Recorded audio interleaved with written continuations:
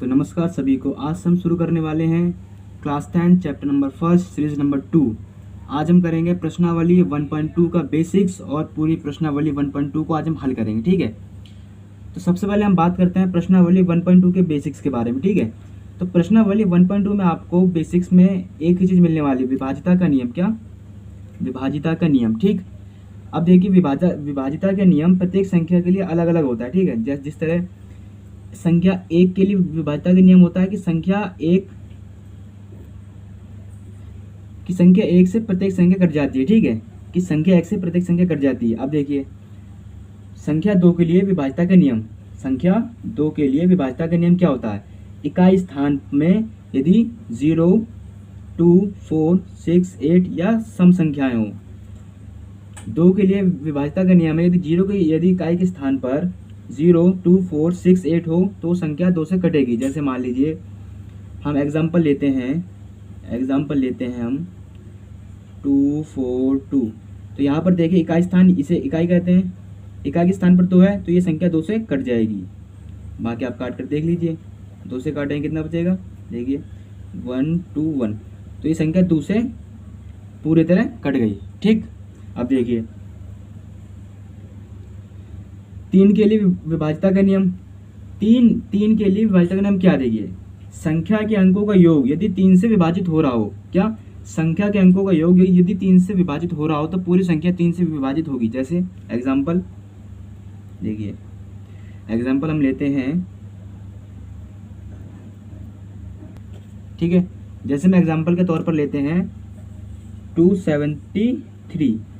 ठीक, तो क्या ये 3 से विभाजित होगी या नहीं होगी, इसको हमें चेक करने के लिए इनके अंकों का योग। ठीक है, जैसे 2 + 7 + 3 कितना होता है? 12। क्या 12 3 से विभाजित होता है? यस, होता है। तो ये पूरी संख्या भी 3 से विभाजित होगी, 91। ठीक, तो हम कह सकते हैं कि 3 से कोई संख्या तब विभाजित होगी जब उसके अंकों का योग 3 से विभाजित होगा। ठीक, अब हम बात करते हैं संख्या 4 से विभाजिता का नियम। ठीक है, यदि संख्या के अंतिम दो अंक 4 से विभाजित होंगे तो पूरी संख्या 4 से विभाजित होगी। जैसे हम लेते हैं एग्जांपल के तौर पर 1424। ठीक, क्या ये 4 से विभाजित होगी? चेक करने के लिए इसके अंतिम दो अंक ये यदि 4 से विभाजित होंगे तो पूरी संख्या 4 से विभाजित होगी। देखिए 24 4 से विभाजित होगी। यस,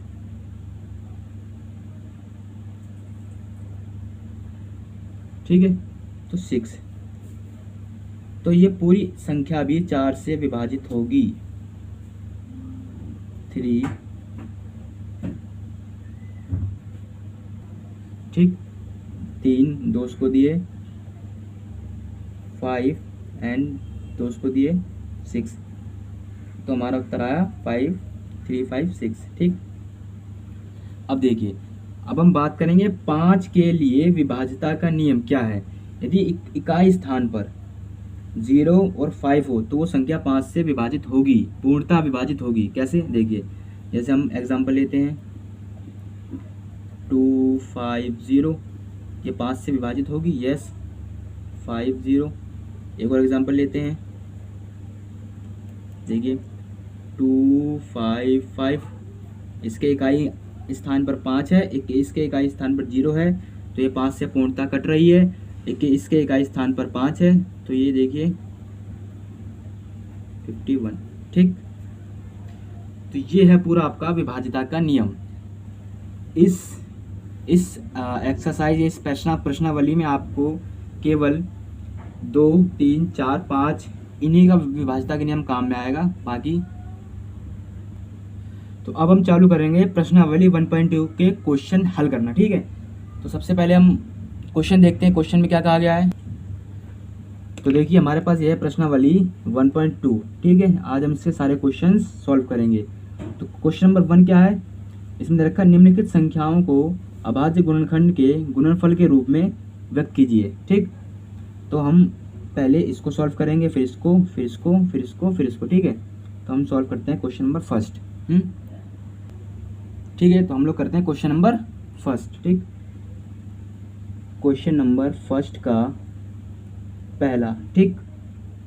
क्या दे रखा हमें, क्वेश्चन क्या है, 140, ठीक है। क्या करेंगे हम, सबसे पहले लिखेंगे सॉल्यूशन। सबसे पहले हम लिखेंगे सॉल्यूशन, उसके बाद 140, ठीक है। 2 से कटेगा ये 7 आएगा, 0 आएगा। अभी 2 से कटेगा 3, ठीक। अब ये 3 से नहीं कटेगा, 4 से नहीं कटेगा, अब ये 5 से कटेगा, अब ये 7 से कटेगा, ठीक। तो हमने इसको अभाज्य गुणनखंड के गुणनफल के रूप में हमेशा ऐसे व्यक्त कर सकते हैं। कैसे, ये हमारा आया, उसके बाद हम इसे लिख सकते हैं अभाज्य गुणनखंड के गुणनफल के रूप में 140 को हम लिख सकते हैं 2 बराबर इंटू 2 इंटू 5 इंटू 7 इंटू 1, ठीक है। तो ये हमारा हो गया आंसर। इसे हमने 140 को हमने व्यक्त कर दिया अभाज्य गुणनखंड के गुणनफल के रूप में, ठीक। अब हम इसी सीरीज का दूसरा क्वेश्चन लेते हैं। दूसरा क्वेश्चन देखिए क्या है, ठीक है। क्वेश्चन नंबर दूसरा है 156, ठीक। तो हम क्वेश्चन नंबर दूसरा सॉल्व करते हैं, ठीक है। यहाँ हम डालते हैं क्वेश्चन नंबर दूसरा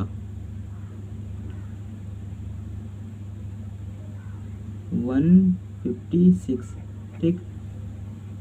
इसे हम सॉल्व करेंगे। सबसे पहले क्या लिखना है, हमें लिखना है सॉल्यूशन। उसके बाद हमें करना क्या है, 156 ये 2 से डिवाइड है, हाँ, ठीक है। 2 से डिवाइड करेंगे, यहाँ पर आएगा 7 1 8। अब ये 2 से डिवाइड होगा 6, ठीक। अब ये 3 से डिवाइड होगा, अब ये 13 से पूरा कट जाएगा, ठीक। जिसे हम लिख सकते हैं इसके अभाज्य गुणनखंड के गुणनफल के रूप में 156 is equal 2 into 2 into 3 into 13, ठीक है। तो ये हो गया हमारा आंसर, ठीक। अब हम लेते हैं question number 4, third. Question number 3 दे रखा है 3825, ठीक है, 3825, ठीक। हम यहाँ पर करते हैं क्या, क्वेश्चन नंबर 3 3825 को हमें व्यक्त करना है अभाज्य गुणनखंड के गुणनफल के रूप में, ठीक। चलिए चलते हैं 3825, इसको हम सबसे पहले डिवाइड करेंगे। 3 से डिवाइड होगा या नहीं होगा देखते हैं, ठीक है। तो ये सबसे पहले हम करते हैं, 3 से कट जाएगा हमारा 1 2 7 5, ठीक। उसके बाद हम करेंगे इसे फिर से 3 से कट जाएगा भी, ये 4 2 5, ठीक। अब ये कटेगा 5 से 85, ठीक। अब ये फिर कटेगा 5 से 17, ये कटेगा 17 से, ठीक, 1, ठीक है। तो अब हम क्या कर सकते हैं, इसे हम लिख सकते हैं इसके अभाज्य गुणनखंड के गुणनफल के रूप में 3825 बराबर 3 into 3 into 5 into 5 into 17 into 1, ठीक। ये हो गया हमारा इसका आंसर, ठीक है। अब हम करेंगे क्वेश्चन नंबर फर्स्ट का फोर्थ। क्वेश्चन नंबर फर्स्ट का फोर्थ क्या है देखिए, 5005, ठीक है। इसको हम करेंगे सॉल्व ना है, फर्स्ट का फोर्थ 5005, ठीक। इसको मैं व्यक्त करना है अभाज्य गुणनखंड के गुणनफल के रूप में, ठीक। चलिए चलते हैं, करते हैं इसे सॉल्व। सबसे पहले देखना आपको सॉल्यूशन, उसके बाद यहाँ पर आपको ठीक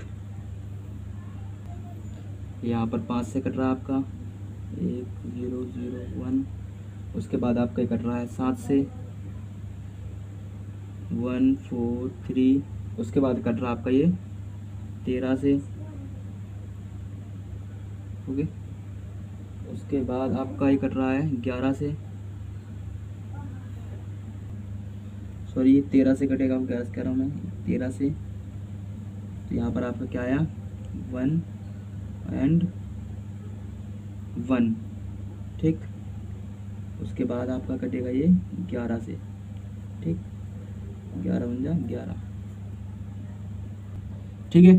तो इसमें हमारा आया 5005 का हम कैसे लिख सकते हैं, अभाज्य गुणनखंड के गुणनफल के रूप में लिख सकते हैं हम इसे 5 × 7 × 13 × 11 × 1, ठीक हो गया।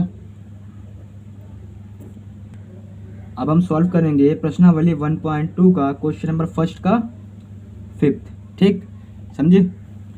तो क्या है हमारे पास यहाँ पर 7429 को हमें अभाज्य गुणनखंड के गुणनफल के रूप में व्यक्त करना है। तो क्वेश्चन नंबर फर्स्ट का पहले का 5वां, ठीक, 7425, ठीक। क्वेश्चन हमारा कैसे करना है, सबसे पहले स्टेप लिखो सॉल्यूशन, फिर इसे सॉल्व करना शुरू करो, ठीक। 7425 29 है, सॉरी 29 है यहाँ पर है, 7429, ठीक। तो यहाँ पर ठीक है, इसे हम करेंगे, ये हमारा कट रहा है 17 से, आएगा 437, उसके बाद ये हमारा कट रहा है 19 से, आएगा यहाँ पर हमारा 23, फिर हमारा कट रहा है 23 से, ठीक, आएगा 1, ठीक। तो इसे हम लिख सकते हैं इसके अभाज्य गुणनखंड के गुणनफल के रूप में, कैसे, ऐसे देखिए 7429 को हम लिख सकते हैं 17 × 19 × 23 × 1, ठीक है। तो ये हो गया हमारा आंसर, ठीक है। इस तरह हमने प्रश्नावली 1.2 का क्वेश्चन नंबर फर्स्ट हमने पूरा कर लिया है, ठीक है। अब हम आएंगे क्वेश्चन नंबर 2 पर।